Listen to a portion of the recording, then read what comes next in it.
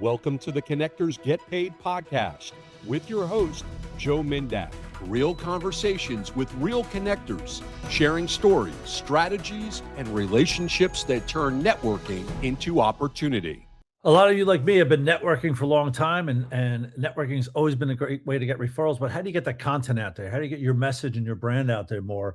And podcasting is definitely one of the ways to do it, and which is why I'm doing the show today and why we have Bruce Silverman on from Purple Buffalo, who's an expert in this field. So welcome, Bruce, to the Connectors Get Paid podcast. I appreciate it, Joe. And talk about a little bit about your business and what you're doing with the branding and podcasting. Sure. So I've been a broadcaster for 38 years. I've done everything in the business: radio, television, streaming, talk show host, play-by-play, anchor, reporter, podcaster. When I run through all those things, I don't feel old enough to have been able to do all those things, but I certainly have the gray here and no hair up here. So it kind of makes sense. What we do with Purple Buffalo is we help businesses and entrepreneurs tell their story, promote their products and services. We like to say that we do it. Be fearless, be authentic, be heard, tell your story. And authenticity these days is so very, very important, because in this world of AI that so many people are using, at the end of the day, people want to do business with people that they like, know, and trust. Right. And that is so important. And so if you present yourself in AI, there are a lot of people that go, no, I still want to deal with a human being. Right. And believe me, I use AI every day. I'm sure you do as well. But when it comes to messaging, when it comes to telling your story, when it comes to communicating to clients and prospects, there's still no better way to do it than what a Southern manager, that's why I have to preface this, used to call it belly to belly. Right. And even though now, you're in New Jersey, I'm in Florida, we're still belly to belly. We're just the 2026 version of belly to belly. Exactly. Yeah. Yeah. And you can tell the AI stuff right away. Right. So that's why I think, having a podcast and talking about things. I love talking to people. I love talking about experiences with networking and just getting on a show and talking about it and giving people stories about how other people have done well through networking, and telling your story about your brand is a nice way to do it. So it's amazing how many, and this is the first time I've done a podcast myself. I've been on a bunch of them, including your show a while ago. It's amazing how many people have reached out to me. So I saw you on my podcast. I said, you did? Like, not that because I think you're doing it obviously to get your brand out there, but then you're like, who's going to listen to my book? But all of a sudden there's people, hey, I saw you on this podcast. It's been amazing how many times that people have reached out. I said, oh, where'd you get it? They book a meeting with me. Oh, I heard you on this podcast. Oh, really? You were the person that listened to it. So 25 years ago, everybody said you have to have a website.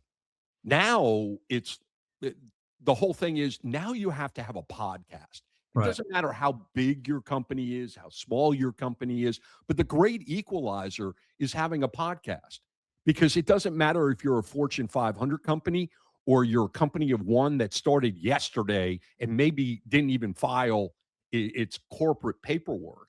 You can create an opportunity to tell your story, create a brand, talk about your products and services, and really kind of compete with whoever you want to compete with, simply by taking advantage of your own story. And now you don't even necessarily have to have a super high budget to create a podcast. Yeah. You don't have to have a super high budget to go out and buy radio and TV and print and everything else.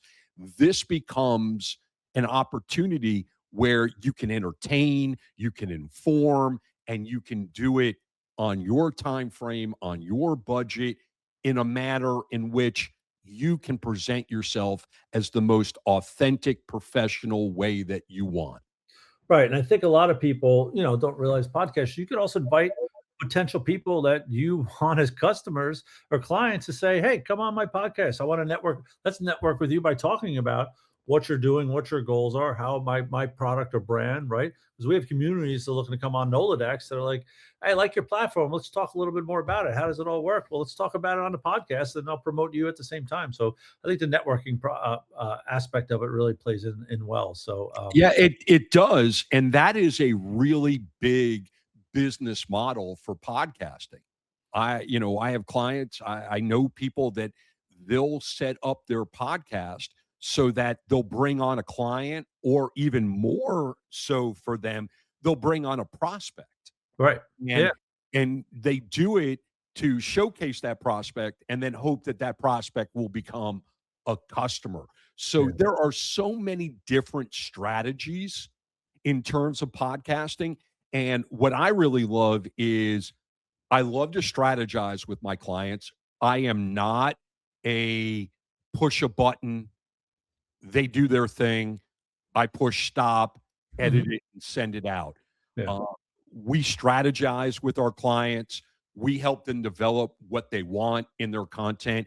And what makes us really unique is the fact that I've been a broadcaster for as long as I have, so that I can actually step into the role that you're playing right now, right, not the role that I'm playing right now, and host or co-host as well as produce their podcast, their content. And that is something that most, if not all, podcast studios don't offer. They're literally like recording studios for music. Go yeah, in, start, record, get your demos, get your masters, and leave. right, We're soup to nuts. yeah. So tell me, Bruce, what attracted you to like our whole connectors get paid mantra? I mean, you've been networking, you've been doing this, the podcast, you've been networking for a while, and you've been on for a little while now. Like, what was the attraction to? Hey, I heard about this group and this platform that's paying people for the referrals. So what changed your outlook on networking? Well, for me, the connectors getting paid aspect of it was kind of like the bonus. What I was looking for was simply to connect with people around the country and around the world. And one of the things that really attracted me to the connective was the fact that, what were there, 15, 17 different chapters. I think when I started, there were maybe around 10. And Right, with each one of them being online, having different schedules, having 2 meetings per chapter per month, meant that for a very low entry point of $129, I was able to go to as many as 34 meetings a month. You start doing the math like that on that. What is that, like $2 a meeting or something like that? I'm not very good with a calculator. So if I make a mistake, I don't even know what. Yeah, or I mean, without a calculator. But for me, there was great value, number one, with the entry point, and two, meeting folks that either could use my services or had clients that could use my services. And then, like I said, getting paid for the referral was a bonus. right, We never go into networking as what's in it for me, what's in it for me, what's in it for me. But it is always nice to be compensated for making connections, for helping other people be successful. And it's kind of a thank you. If you think about it this way, a lot of people have been in BNI for a long time. And, there's great celebration on referrals, and that's wonderful. But there's only, that I can think of off the top of my head, really one industry where the professionals, when they refer business and trade business, actually get paid. And those are the attorneys right. that are legally allowed to Yeah, pay those referrals. Like if oh, you or I made a referral to an attorney, they pocket all the cash. right. But if it Yeah, comes through a fellow attorney, they get a piece of the action. right. So It's in amazing. your particular case, it's kind of like everybody's got a law degree. And I can tell you right now, I was absent that day in law school. Yeah. So, we always talk about relationships when you're networking and building those relationships over time because you have these groups that's a lot of people in it. You got to build those relationships. Is there a habit you've done that has compounded over time that you're like, this is how I build relationships when I enter a community. This is what I do to build those relationships. Is there something you've got into the habit of doing?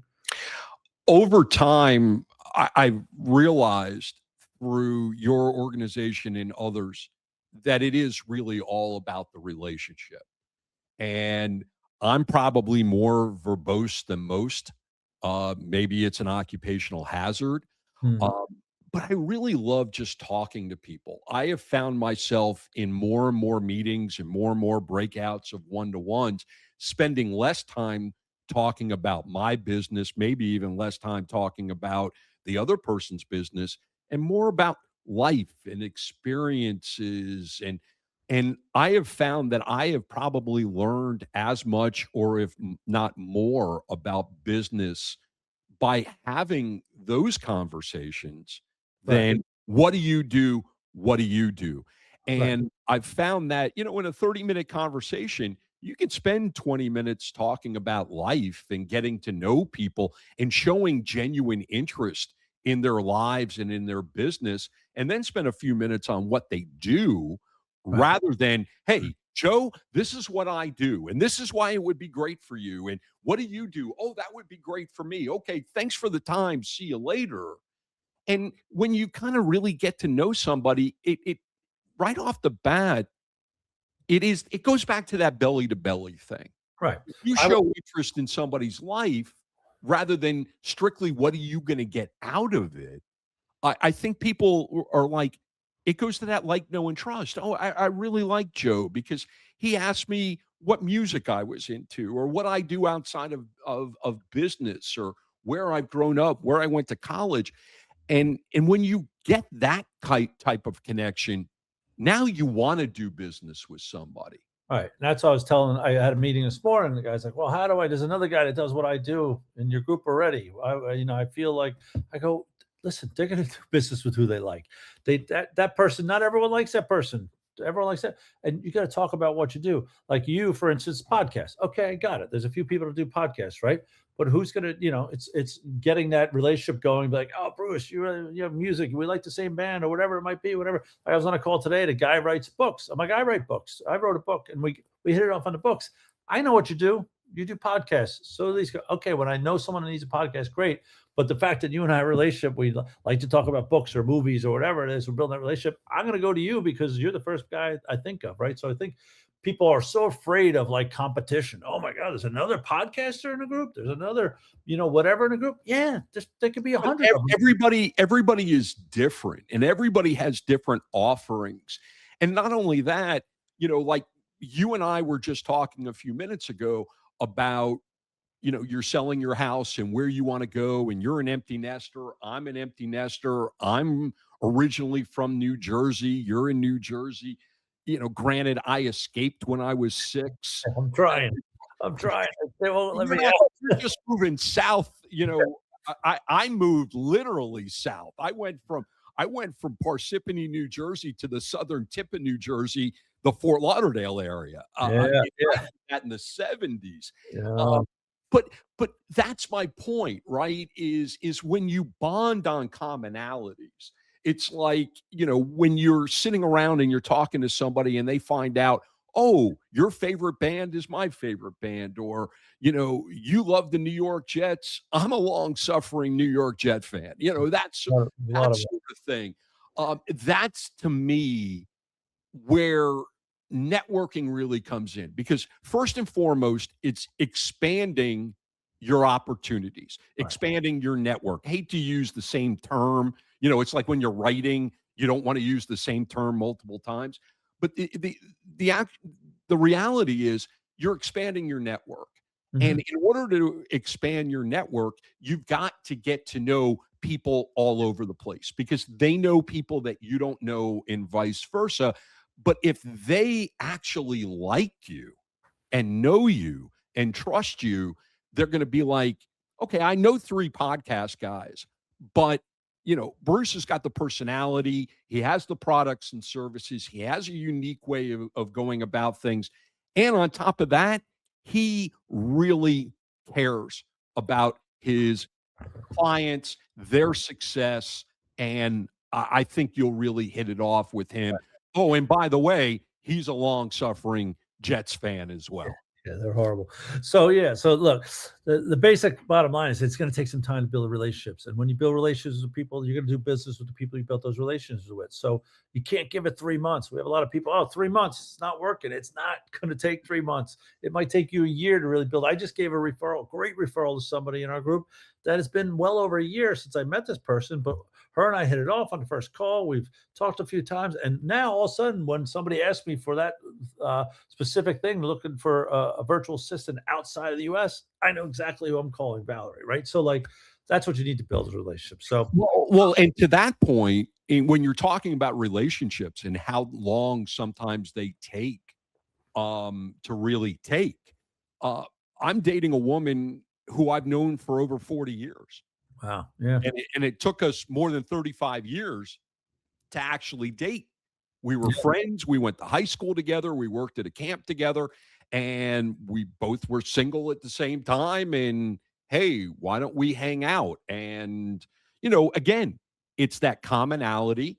It is having that like, know, and trust in each other.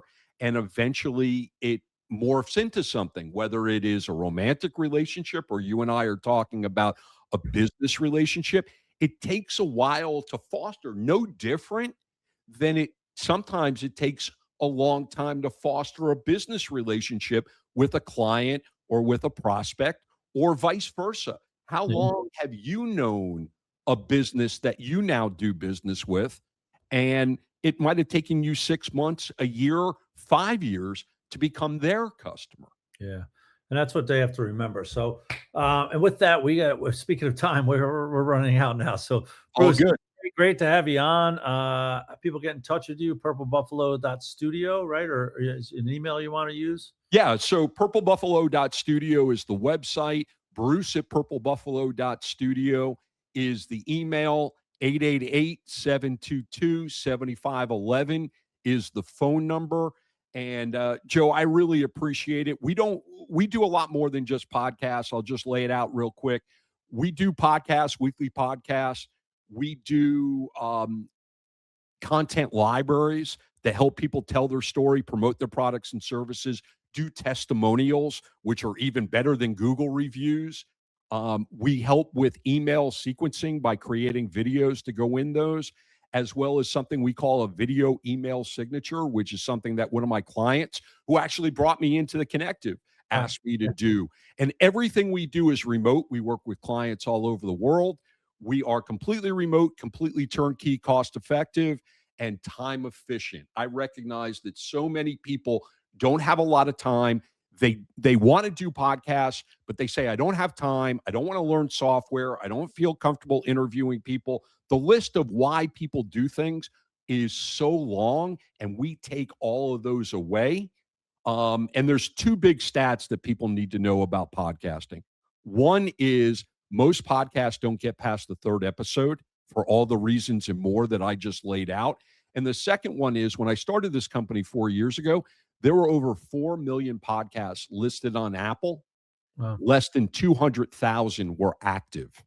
Wow. It really lays it out. We make past the third. This is the fourth. Well, So right. So you've already broken it. Yeah. So you just got to work on your stage voice there, your broadcast voice, Bruce. I don't know. It is something that I have to work with, and this is the fake voice. So I really appreciate you having me on your program today and giving me an opportunity.